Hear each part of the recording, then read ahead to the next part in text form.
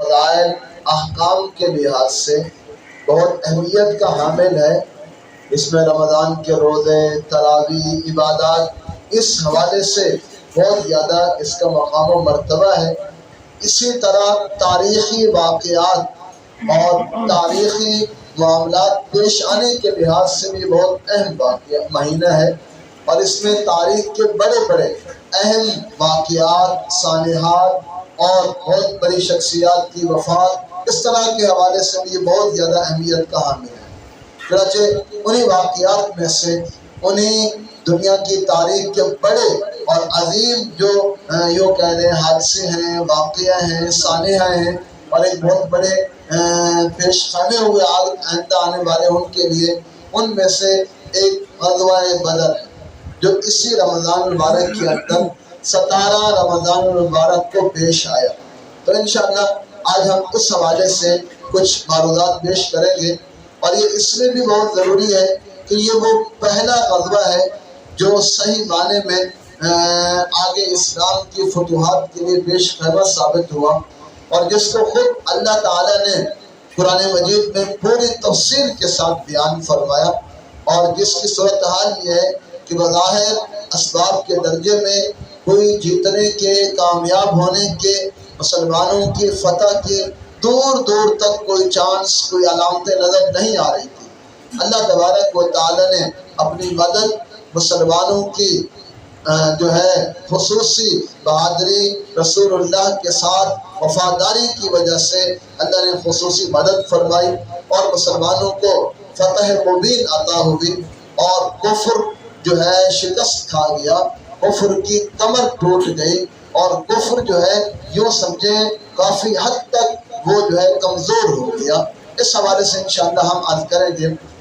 یاد رکھیں جب تک مسلمان مکہ میں تھے وہ تو کافر مسلمانوں کو ستاتے تھے، تکلیفیں دیتے تھے، مظالم ڈھاتے تھے، وہ تو ہمارا معاملہ تھا ہی تھا، لیکن جب مسلمان ان تکلیفوں سے بچنے کے لیے، ان مظالم سے جان چھڑانے کے لیے، اور چین کی سکون کی زندگی گزارنے کے لیے مکہ کو چھوڑ بھی گئے، مدینہ آ گئے، ہجرت کر دی، تب بھی کفار کو سکون نہیں آیا۔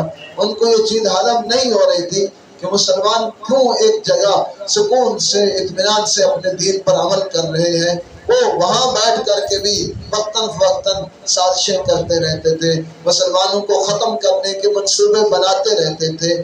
ان میں سے ایک منصوبہ یہ بھی تھا کہ ایک دفعہ مکہ کے تمام لوگوں نے یہ تہیہ کیا، یہ پختہ عزم کیا، آپس میں بیٹھ کر کے فیصلہ کیا کہ مسلمانوں کا قصہ تمام کیا جائے، نعوذ باللہ ان کو ختم کیا جائے۔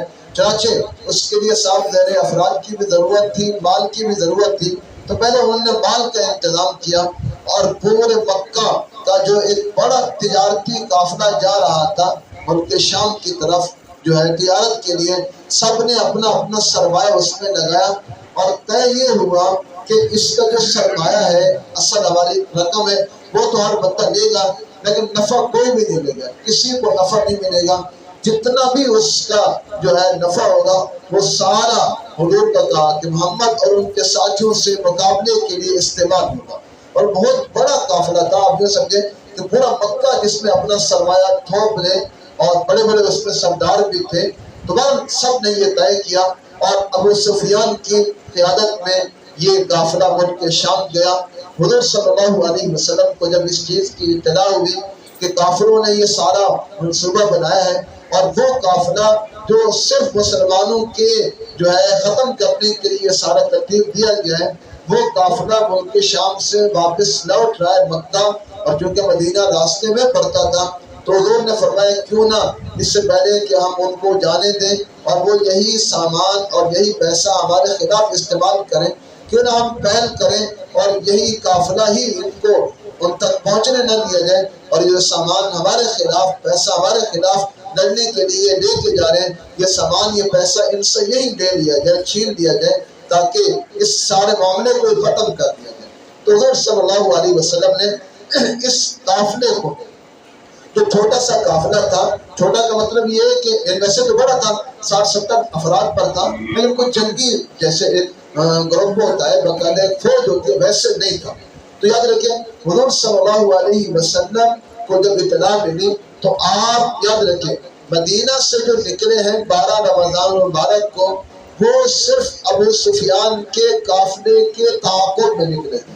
یاد رکھیں حضور اور صحابہ جو ہے جب مدینہ سے نکلے باقاعدہ جنگ کے ارادے سے نہیں نکلے تھے، باقاعدہ لڑائی کی تیاری سے نہیں نکلے تھے۔ یہ وجہ جب ہم آگے عرض کریں گے کہ مسلمانوں کی تعداد اس وقت 313 تھی، ان کے پاس صرف 2 گھوڑے تھے اور صرف 2 گھوڑے، صرف 70 اونٹ تھے اور معمولی سے کچھ زیریں تلواریں تھیں۔ تو یہ ذہنوں میں سوال اٹھتا ہے اور لوگ پوچھتے ہیں کہ مسلمانوں کے پاس اتنی کمی تھی کہ گھوڑے نہیں اکٹھے کر سکتے تھے، یا اتنی تھی سے کہ صرف 2 گھوڑے اور اتنی معمولی تعداد میں ہتھیار؟ تو عرض یہ ہے کہ مسلمان جنگ کے ارادے سے نکلے ہی نہیں تھے، مسلمان 313 تھے اور آگے 60-70 بندے تھے، ان کو پکڑنا تھا، ان سے مال لینا تھا، تو تیاری اور یہی وجہ ہے یاد رکھیں غزوہ بدر میں کسی پر خوف نہیں تھا۔ حضور نے عام اعلان فرمایا جو جانا چاہے جو آ جائے، جو نہ جانا چاہے اس کی مرضی ہے، کوئی باقاعدہ حکم نہیں تھا۔ جو پیچھے رہ گیا اس پہ کوئی ناراضگی نہیں اظہار نہیں کیا گیا، تو چونکہ باقاعدہ جنگ کی ترتیب تھی ہی نہیں۔ بہرحال مختصر عرض کرتا ہوں حضور صحابہ کو لے کر کے نکلے اور ابو سفیان بھی چونکہ بہرحال وہ بھی اتنا غافل نہیں تھا، اس کو بھی اس چیز کا اندازہ تھا، چاچہ وہ اس ٹوب میں تھا، اس جستجو میں تھا، حضور اور صحابہ کی خبریں اپنے ذرائع سے معلوم کرا رہا تھا۔ چاچہ اس کو جب پتہ چلا کہ حضور جو ہے میرے قافلے کے تعاقب میں نکل پڑے تو اس نے پہلا کام یہ کیا راستہ بدل دیا، یعنی وہ راستہ جو عام راستہ تھا، معروف راستہ تھا، جو مدینے کے قریب سے پڑتا تھا، وہ راستہ اس نے چھوڑ دیا اور دوسرا ساحلی راستہ اختیار کیا۔ پہلا کام یہ کیا۔ دوسرا کام اس نے یہ کیا کہ فوراً اپنا ایک تیز رفتار قاصد جو ہے سپیشل جو ہے مکہ روانہ کیا اور جا کر کے کہا مکہ والوں کو کہ آؤ ہماری مدد کے لیے۔ حضور کا کہا کہ وہ ہمارے تعاقب میں پکڑنے کے لیے نکلے ہیں، اپنے سرمایہ کی بھی حفاظت کرو، اپنے بندوں کی بھی حفاظت کرو۔ اور مکہ میں یہ عادت ہوتی تھی اس دور میں، بلکہ پورے عرب میں، جب کوئی خاص اور اہم اور بڑی خبر دینی ہوتی تو اس کا ان کا انداز ذرا الگ ہوتا۔ چنانچہ جب وہ مکہ ان کا قاصد تیز رفتار پہنچا تو اس انداز میں پہنچا جو ان کا انداز ہوتا تھا۔ اس نے اپنا گریبان پھاڑ دیا تھا، کپڑے اپنے چاک کر دیے تھے اور اپنی اونٹنی کے ناک کان کاٹ دیے تھے اور بڑی زوردار ایک صدا لگاتے ہوئے نکلا تھا۔ تو وہ یہ پورے مکہ میں کوہرام مچ گیا اور ایک جیسے میں کروں عظیم واقعے کی ان کی ایسی اطلاع ہوتی تھی۔ تو ابو سفیان نے یہ 2 کام کیے، ایک یہ حفاظتی وہ کیا کہ راستہ بدلا، اور دوسرا بندے بھی منگوانے کے لیے مکہ اپنا قاصد بھی بھیج دیا۔ چنانچہ جیسے ہی مکہ والوں کو پتہ چلا تو فوراً ابو جہل جو کہ ہر دشمنی میں حضور کو تکلیف دینے میں آگے تھا، فوراً جنگ کی تیاریاں ہو گئی، نوجوان اکٹھے ہونے لگے اور پورے تیاری کے ساتھ اور پورے کر و فر کے ساتھ نکلے۔ اور خود قرآن جیسے میں نے شروع میں عرض کیا کہ قرآن نے غزوہ بدر کو پوری تفصیل سے بیان کیا، وہ جس انداز میں جس عالم میں نکلے تھے اور جو ان کی کیفیات تھی قرآن نے وہ بھی بیان کیا۔ وَلَا تَكُونُوا كَالَّذِينَ خَرَجُوا مِن دِيَارِهِمْ بَطَرًا وَرِيَاءَ النَّاسِ، فرمایا کہ وہ اکڑتے ہوئے اتراتے ہوئے اور مست ہاتھی کی طرح یوں نکلے، اور جو ہے اس طرح نکلے کہ نعوذ باللہ ابو جہل نے جو ہے گانے والی عورتیں ساتھ لے کے آئے، ناچنے والی، اور شراب لے کے آیا، کہا کہ جب ہم فتح حاصل ہوگی تو وہاں رہ کر کے 3 دن جشن منائیں گے۔ یہ ساری اس تیاری سے وہ پورے اپنے سیٹنگ سے آئے تھے اور چنانچہ وہ اس طرح روانہ ہوئے۔ حضور صلی اللہ علیہ وسلم بھی خبریں معلوم کر رہے تھے تو حضور کے مخبروں نے، حضور کے جاسوسوں نے آپ کو خبر دی کہ ابو سفیان کو پتہ چل گیا اور وہ ہٹ گئے ہیں، وہ راستہ چھوڑ گئے، وہ ہماری پہنچ سے نکل گئے ہیں، لہذا اب حضور بھی کافی آگے نکل چکے تھے۔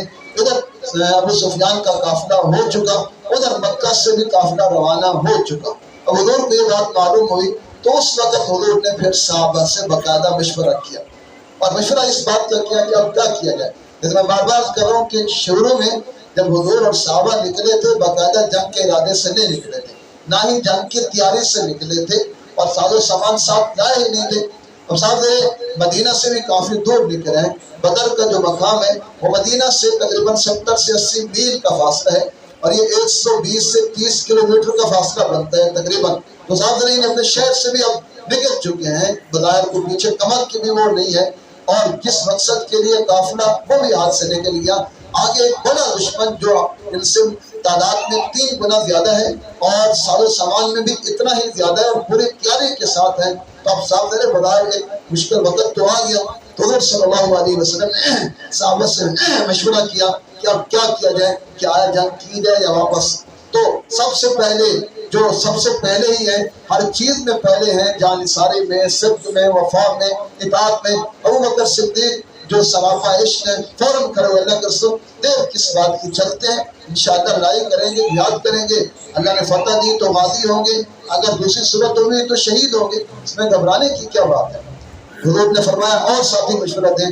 اب عمر کھڑے ہوئے وہ بھی ابو بکر کے ساتھ آپ کو معلوم ہے انہوں نے یہ مشورہ دیا، مختلف ساتھیوں نے مشورہ دیا، لیکن حضور بار بار پھر پوچھ رہے تھے کوئی اور.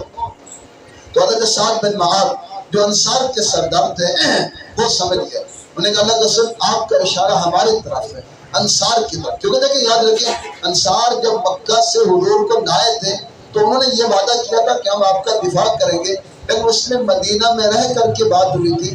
باقاعدہ باہر جا کر کے کسی جگہ جنگ کرنے کا انہوں نے بھی اس وقت معاہدہ نہیں کیا تھا. اس لیے حضور بار بار ان کی طرف اشارہ کر رہے تھے کہ ان کی رائے معلوم اصل تو وہ تھے. تو اس لیے حضرت سعد بن معاذ رضی اللہ تعالیٰ عنہ کھڑے ہوئے اور عرض کیا اللہ کے رسول آپ کا اشارہ ہماری طرف ہے، ہم جو ہے ہم آپ کے ساتھ ہیں. اور بڑی پیاری ان کی تقریر ہے زبردست، اگر آپ وہ سنیں تو کہا اللہ کے رسول ہم ایسے نہیں کہیں گے جیسے بنی اسرائیل نے موسیٰ کو کہا تھا اذهب انت وربك فقاتلا ان ها هنا قاعدون. موسیٰ تو جا، تیرا رب جائے، تم لڑو، ہم یہاں بیٹھے نہیں، بلکہ ہم یوں کہیں گے اذهب انت وربك فإنا معكما، آپ اپنے رب کے ساتھ چلیں، ہم آپ کے ساتھ ہیں. فإنا نقاتلك عن يمينك وعن شمالك ومن بين يديك ومن خلفك، ہم آپ کے دائیں بائیں آگے پیچھے ہر طرف سے لڑیں گے. حتیٰ لو استعرضت بنا هذا البحر لخذناه، حتیٰ کہ اگر آپ ہمیں کہہ دیں سمندر میں کود جاؤ تو ہم کود جائیں.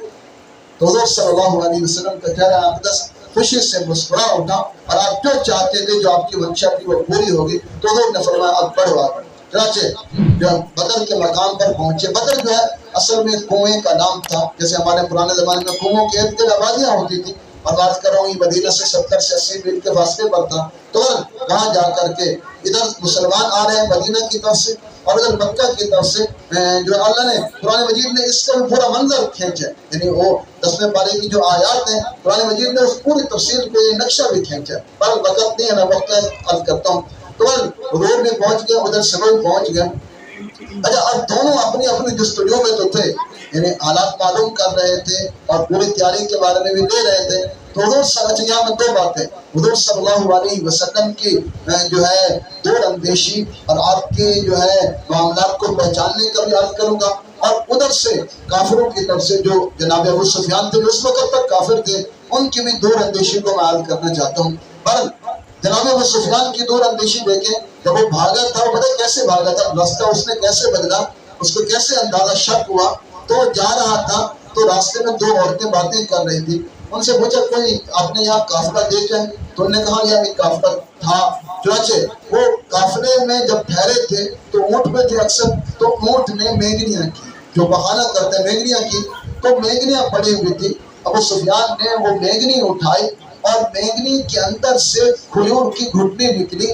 تو اس نے گھٹنی کو ایسے توڑا اور کہا یہ یثرب کی کھجور ہے، مدینہ کا نام یثرب تھا، کہا یہ یثرب کی کھجور ہے اور لگتا ہے کہ محمد ان کے ساتھی یہاں آئے تھے. ایسے اس نے اندازہ لگایا، یعنی اتنے ان کی بہرحال فراست تھی، دور اندیشی تھی. اور حضور صلی اللہ علیہ وسلم نے بھی دیکھا، چنانچہ جب آپ ان کے حالات معلوم کر رہے تھے اور آپ نے حضرت زبیر اور ایک اور صحابی کو بھیجا بھی تھا، چنانچہ وہ ان کے 2 بندے غلام جو پانی لینے کے لیے آئے ہوئے تھے ان کو پکڑ کر کے لائے. تو حضور نے ان سے پوچھا تمہارے قافلے کی، تمہارے جو وہ ہے لشکر ہے اس کی تعداد کتنی ہے؟ تو انہوں نے کہا ہمیں صحیح اندازہ نہیں ہے اس کا. تو حضور نے فرمایا کہ تم کھانا کتنا پکاتے؟ تو انہوں نے کہا ہم 9 یا 10 اونٹ ایک وقت پہ پکتے ہیں، اتنا لشکر ہے. تو حضور نے فرمایا ایک اونٹ 90 سے 100 بندے کے لیے کافی ہوتا ہے. جب 10 اونٹ ذبح ہو رہے ہیں مطلب وہ 1000 بندہ ہے، اگر 9 اونٹ ذبح ہو رہے ہیں مطلب یہ ہے کہ وہ 900 بندے ہیں، لہٰذا وہ 900 اور 1000 کے درمیان ہے. چنانچہ واقعی ایسے ہی ان کی تعداد تھی، 950 ان کی تعداد تھی. حضور صلی اللہ علیہ وسلم کا اندازہ بالکل صحیح ثابت. پر مسلمان جب پہنچے تھوڑا لیٹ ہو گئے، کافر پہلے پہنچ گئے تو جو جگہ جنگی لحاظ سے بہترین تھی وہ انہوں نے پہلے لے لی. وہ بالکل صاف میدان تھا اور اس کے قریب پانی بھی تھا. مسلمانوں کو جو جگہ ملی وہ ایک ریتلی مٹی تھی جہاں پاؤں دھس جاتے تھے اور بظاہر قریب قریب کوئی پانی بھی نہیں تھا. لیکن اللہ تعالیٰ نے چونکہ مسلمانوں کی مدد و نصرت کا وعدہ فرمایا، اللہ نے اس رات بارش اتاری اور اس بارش کا تذکرہ بھی اللہ نے قرآن میں کیا. فرمایا کہ ما ليطهركم به ويذهب عنكم رجز الشيطان وليربط على قلوبكم ويثبت به الاقدام. اللہ نے پانی اتارا، اس کے ذریعے اللہ نے تمہاری زمین کو مضبوط کر، کیونکہ اتنی زمین تھی کہ پانی ہوگی تو بالکل جم گئی، اور ان کی پہلے سے پکی تھی تو کیچڑ بن گئی اور جو ہے وہ پھسلنے لگے. اور دوسرا یہ فائدہ ہوا کہ مسلمان نے تھوڑے تھوڑے حوض بنا کر کے پانی جمع کر دیا، آگے پینے کے لیے وضو وغیرہ کے لیے پانی بچ گیا مسلمانوں کے پاس. البتہ واقعہ بہت لمبا ہے، میرے پاس وقت مختصر ہے، میں بات آگے بڑھاتا ہوں. تو حضور صلی اللہ علیہ وسلم نے صحابہ نے آپ کے لیے ایک چھوٹی سی چھپر نما، عریش عربی میں اس کو کہتے ہیں، ایک چھپر نما آپ کے لیے بنا دی تھوڑی سی اونچی جگہ پر. اور حضور صلی اللہ علیہ وسلم اور آپ کے ساتھی جو ہمیشہ آپ کے ساتھ ہیں، ابو بکر صدیق رضی اللہ تعالیٰ عنہ اس چھپر میں تھے. اور آپ صلی اللہ علیہ وسلم نے وہ ساری رات جو ہے اللہ کے سامنے دعا میں گڑ گڑا کر کے آہوازاری سے دعا کیا. علی رضی اللہ تعالیٰ عنہ فرماتے ہیں ہم میں سے جو بھی تھا پوری رات میں کچھ نہ کچھ، ہر بندہ سویا، تھوڑا زیادہ سوئے سارے سوائے حضور کے، کہ پوری رات ایک منٹ کے لیے بھی آپ نہیں سوئے. اور آپ صلی اللہ علیہ وسلم کی عام عادت مبارکہ کہ آپ دعا فرماتے وقت سینے تک ہاتھ اٹھاتے تھے. لیکن اس وقت آہو زاری الہا اللہ سے مانگنے میں حق میں آگے نکل گئے اور آپ کے دستے اقدسیوں چہرے کے برابر ہو گئے. یہاں تک کہ آپ نے جو چادر رکھی ہوئی تھی اپنے کندھوں شانوں پر، وہ چادر پیچھے گر گئی. اور حضرت ابوبکر صدیق رضی اللہ تعالیٰ عنہ آپ صلی اللہ علیہ وسلم کو تسلی دے رہے تھے کہ اے اللہ کے رسول انشاءاللہ اللہ کی مدد ہو. اور آپ صلی اللہ علیہ وسلم نے اس وقت ایک ایسی دعا کی، مفسرین نے لکھا ہے کہ وہ دعا صرف ایک پیغمبر کر سکتے ہیں، ہمارے لیے وہ دعا جائز بھی نہیں، اور وہ ہمارے لحاظ سے اگر دیکھیں ورنہ کے لیے گستاخی کے الفاظ ہیں. وہ یہ دعا تھی اللہم ان تہلک هذه الاصابہ لا تعبد فی الارض. اللہ یہ چھوٹی سی جماعت جو میں لے کے آیا ہوں، اگر آج آپ نے ان کو ہلاک کر دیا، ختم کر دیا، تو پھر کبھی روئے زمین پہ آپ کی عبادت نہیں ہوگی. یعنی اللہ تعالیٰ بندوں کا محتاج اللہ کر سکتا ہے، اللہ اور بندے پیدا کر دیتا، میں آپ نہیں، لیکن پیغمبر ناز کا ایک مقام ہوتا ہے اور ایک اللہ سے ان کے محبت کا ایک ایسا مقام ہوتا ہے کہ وہ ایسے الفاظ کہہ سکتے ہیں. تو اس لیے حضور صلی اللہ علیہ وسلم نے بڑی گڑ گڑا کے دعا مانگی. صبح ہوا، میدان جنگ سجا. ان میں ترتیب یہ ہوتی تھی، پہلے انفرادی مقابلہ ہوتا تھا، یعنی جو ان کے بڑے بڑے ہوتے تھے اور ادھر دونوں فریقوں کے، پھر ایک عمومی مقابلہ ہوتا تھا. تو جب انفرادی مقابلہ ہوا تو کفار مکہ کی طرف سے 3 بڑے ان کے آدمی، عتبہ، شیبہ اور عتبہ کا بیٹا ولید، یہ تینوں بندے نکلے اور مبارزت اس کو کہتے ہیں، للکارنا، چیلنج دینا، پکارنا اپنے مد مقابل کو. تو ان نے پکارا تو انصار کے 3 نوجوان فوراً ان کے مقابلے میں پہنچ گئے. تو جو کہ نقاب بڑا ہوا تھا، تو جو عتبہ تھا ان کا بڑا تھا، اس نے پوچھا کہ تم کون، القوم کون ہو؟ تو انہوں نے کہا نحن رہط من الانصار، ہم انصاری. اپنا تعارف کرائے تو اس نے کہا نہیں. کہا یا محمد اقرب لنا اکفاءنا، کہا یہ ہمارے جوڑ کے نہیں، جو وہ اپنے آپ کو بڑا سمجھتے ہیں. مکہ والے تھے، خانہ کعبہ کے مجاور تھے، اپنے آپ کو تمام عرب میں اپنے قریشی ہم پناہ سمجھتے تھے، باقیوں کو نہیں سمجھتے تھے. کہا نہیں یہ ہمارے جوڑ کے نہیں ہیں. حضور کو کہا ہمارے جوڑ کے، ہمارے پلے کے بندے بھیجے. تو حضور نے فرمایا حضرت علی، حضرت حمزہ اور حضرت عبیدہ بن حارث رضی اللہ، یہ تینوں قریشی تھے. حضور نے ان کو بھیجا، چونکہ منہ پہ ان نے بھی کپڑا رکھا ہوا تھا. پھر عتبہ نے پوچھا کہ کون؟ تو انہوں نے اپنا تعارف کرایا، اپنا سارا بیان کیا. تو اس نے کہا نعم قوم اکفاء، اب تم ہمارے جوڑ کے ہو، ہمارے پلے کے ہو. چنانچہ پہلے انفرادی مقابلہ ہوا، حضرت علی نے، حضرت حمزہ نے تو اپنے مد مقابل کو فوراً ہی ایک ہی بات سے ختم کیا. البتہ حضرت عبیدہ اور عتبہ کا مقابلہ ذرا سخت ہوا اور اس میں حضرت عبیدہ بھی زخمی ہوئے، عتبہ بھی ہوا. تو حضرت عبیدہ ان زخموں کی وجہ سے تھوڑی دیر بعد شہید ہوئے. پھر اس کے بعد جو ہے عمومی مقابلہ ہوا، یعنی دونوں طرف سے لشکر آمنے سامنے ہے. اور مسلمانوں کے اس وقت 3 جھنڈے تھے. ایک حضرت مصعب بن عمیر رضی اللہ تعالیٰ عنہ کے پاس تھا، اور دوسرا حضرت علی کرم اللہ وجہہ کے پاس تھا، اور تیسرا ایک انصاری کے پاس تھا. ایک جھنڈا مسلمانوں کا سفید تھا اور 2 جھنڈے مسلمانوں کے سیاہ تھے. یہ 3 جھنڈے تھے. اور پھر اس میں جو گھمسان کا رنگ پڑا اور مسلمانوں کو اللہ تبارک و تعالیٰ نے فتح عطا فرمائی. اور میں عرض کر رہا ہوں کہ بے سر سامانی میں اور بغیر اسباب کے تعداد میں بھی کم، سامان میں بھی کم، اللہ تبارک و تعالیٰ کی مدد و نصرت سے اللہ نے فرما دیا تھا۔ اچھا بڑی بات یہ ہے کہ اس میں فرشتے اترے تھے، یہ غزوہ ایسا ہے اس میں فرشتے اترے تھے، حالانکہ اللہ تبارک و تعالیٰ نے جہاد کا حکم مسلمانوں کو دیا ہے، اور فرشتے بھی 3000 کا بھی قرآن مجید میں ذکر ہے، 5000 کا بھی۔ اب یہاں مفسرین نے سوال اٹھایا فرشتہ تو ایک ہی کافی تھا، وہ ایک فرشتہ آتا اپنے پر سے سارے کافروں کو ختم کر دیتا، کیونکہ ناممکن تو نہیں تھا، کوئی مشکل بھی نہیں تھا، لیکن اس کی وجہ یہ تھی چونکہ کافروں کی مدد کے لیے اس جنگ میں شیطان آیا تھا اور اپنے لاؤ لشکر لے کر کے آیا تھا، اس لیے اللہ نے اس کے مقابل جبرائیل کو بھیجا، اور وہ اپنے لشکر یعنی ایک طرف شیطانی لشکر تھا تو ایک طرف رحمانی لشکر ملکوت اور ملائکہ کا لشکر تھا، اور وہ ڈرا نہیں تھا، سب مسلمانوں کی تائید بھی سب بھی تبھی الاقدام، تاکہ مسلمانوں کی دل جمی ہو جائے اور مسلمانوں کے حوصلے بلند ہو جائیں، اس لیے اللہ نے فرشتے بھیجے تھے۔ یعنی الحمدللہ اللہ نے مسلمانوں کو فتح عطا فرمائی، مسلمانوں میں سے صرف جو ہے 14 صحابہ شہید ہوئے، 6 مہاجرین کے تھے، 8 انصار کے تھے، کافروں کے 70 بندے مارے گئے اور 70 بڑے بڑے جو ہے سردار سرگنے جو ہے گرفتار ہوئے۔ اور مزے کی بات یہ ہے کہ اس رات جب ابھی جنگ کل کو ہونی تھی، حضور صلی اللہ علیہ وسلم نے میدان جنگ کا معائنہ فرمایا اور نام لے لے کر فرمایا ما ھذا مقتل فلاں، ھذا مقتل فلاں، یہ فلاں کی قتل گاہ ہے، یہ فلاں کی قتل گاہ ہے، فلانا یہاں مرے گا، فلانا یہاں مرے گا، اور سارے اس میں مارے گئے بڑے بڑے۔ خاص طور پہ ابو جہل کا آپ نے واقعہ سنا کہ ان کو ایک 2 نوجوان، بعض لوگ بچے کہتے ہیں، یاد رکھیں وہ بچے نہیں تھے کیونکہ بچوں کو حضور نے پہلے ہی واپس کر دیا، غزوہ بدر میں جب آ رہے تھے جن میں حضرت اسامہ بن زید، عبداللہ بن عمر، رافع بن خدیج اور بھی کئی سارے تھے، جو 14 سال سے کم تھے حضور نے ان کو واپس کر دیا۔ یہ بالغ یعنی بالغ تھے لیکن بڑے نوجوان تھے، 18-20 سال کے، 22 سال کے، اس طرح کے تھے، بچے بالغ نہیں تھے، ہاں البتہ ینگ نوجوان تھے۔ تو انہوں نے جو ہے ابو جہل کو جو ہے جہنم واصل کیا۔ آپ کے علم میں دونوں بھائیوں نے حضرت عبدالرحمن بن عوف سے پوچھا کہ چچا جان ابو جہل کہاں ہے، اور پھر جب ابو جہل کا بتایا گیا اس طرح جو ہے اس پہ ٹوٹ پڑے کہ ان میں سے ایک بھائی تھا جو بڑے بھائی تھے، اس نے حضرت اکرمہ نے جو ابو جہل کے بیٹے تھے اور اس وقت کافر تھے، اپنے باپ کے دفاع میں ان کے یہاں جو ہے مونڈے پہ وار کیا، کندھے پہ، شانے پہ، تو اس طرح ان کا پورا بازو کٹ گیا، لیکن ایک تسمہ جو ہے، ایک چھوٹی سی دھات جو ہے وہ لٹکی رہ گئی اور وہ اسی کے ساتھ لڑتے رہے۔ جب دیکھا وہ لٹکتا ہوا بازو جو ہے لڑنے میں رکاوٹ بن رہا ہے تو اپنے دوسرا پاؤں رکھ کر کے اس بازو کو کھینچ دی اور اس کو اٹھا کر کے پھینک دیا۔ بڑی بات یہ ہے کہ انہوں نے اپنی طرف سے کوشش کی تھی کہ ابو جہل کو مار دیا، لیکن ابو جہل ابھی مرا نہیں تھا، اس میں رمق باقی تھی، سانسیں چل رہی تھی۔ حضرت عبداللہ بن مسعود رضی اللہ تعالیٰ عنہ جو مشہور صحابی ہیں، یہ فرماتے ہیں کہ حضور نے مجھے کہا جاؤ مقتولوں کو دیکھ کر کے آؤ۔ میں جب مقتولوں کو دیکھتے دیکھتے گیا تو وہاں ابو جہل ابھی زندہ پڑا ہوا تھا، سانسیں لے رہا تھا۔ چنانچہ جب میں گیا تو میں نے جو اس کے سینے پہ سوار ہو کر کے بیٹھ کے اس کے سینے پہ، تو جو کہ میں نے عرض کیا عبداللہ بن مسعود ایک عاجز کمزور غریب صحابی تھے، تو جب دیکھا ابو جہل نے پوچھا کہ کون، انہوں نے کہا ابن ام، اب جو ان کی کنیت مشہور تھی اس حوالے سے اپنا تعارف کرایا، کہا اے غلام تو بڑی اونچی جگہ بیٹھے، ابو جہل کے سینے پہ بیٹھے تھے نا، غلام بڑی اونچی جگہ پر بیٹھے ہیں، کہا تو میرے ساتھ کیا کرے گا؟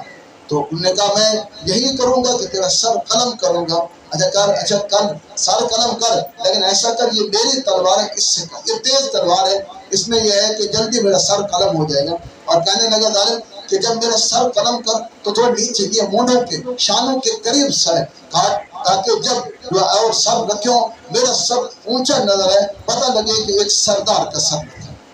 اور چنانچہ آخری جو پیغام اس نے عبداللہ بن مسعود کی زبانی حضور تک پہنچایا، مطلب وہ کیا تھا؟ کہا کہ محمد کو میری طرف سے پیغام دے دو، میرے دل میں جتنا تمہاری نفرت کل تھی آج اس سے بہت زیادہ اور شدید نفرت ہو چکی۔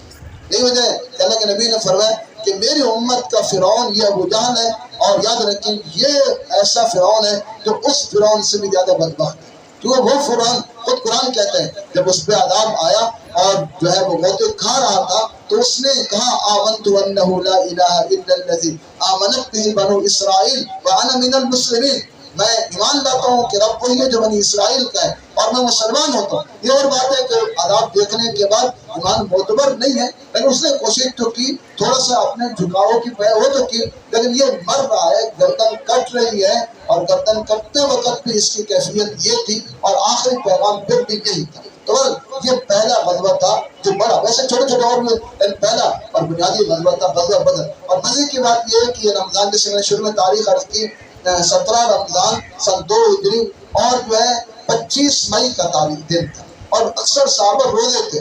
مئی کا آپ اندازہ ہے کتنا ہمارے یہاں گرمی ہوتی ہے، لو کا موسم ہوتا ہے، اور عرب کی گرمی مزید بھی اس سے زیادہ تیز ہے، تو روزے کے عالم میں اور ایسی شدید لو کے اندر جو ہے صحابہ کرام اللہ کے راستے میں جہاد کے لیے نکلے، اور اللہ نے ان کو فتح عطا فرمائی، کامیابیاں نے ان کے قدم چومے۔ حضور صلی اللہ علیہ وسلم کی رفاقت اور آپ صلی اللہ علیہ وسلم کی وجہ سے، باوجود کہ سامان میں تھوڑے تھے، اسلحہ میں، سب چیز میں تھے، تو اس لیے جو ہے یاد رکھیں مسلمان جو ہے وہ کبھی ظاہری اسباب پر وہ نہیں کرتا انحصار، ہاں اسباب کے قبضے میں لیتا ضرور ہے لیکن ان پہ انحصار نہیں کرتا، اور جو اس کا اصل جو دار و مدار ہے فتح و کامیابی کا، وہ اللہ کی مدد ہے، اور اللہ کی مدد تب آتی ہے جب آدمی اپنی طرف سے کوشش کرے، اپنے آپ کو پیش کرے، پھر دیکھیں اللہ کی مدد کیسے آتی ہے، اور آج بھی آ سکتی ہے۔ اور اقبال نے بھی کہا تھا کہ فدائے بدر پیدا کر، فرشتے اتر سکتے ہیں آج بھی، تو فدائے بدر پیدا کرے آدمی، اپنی سی کوشش جو ہے اس کے ذمہ وہ کرے، پھر دیکھیں اللہ کی مدد بھی آتی ہے،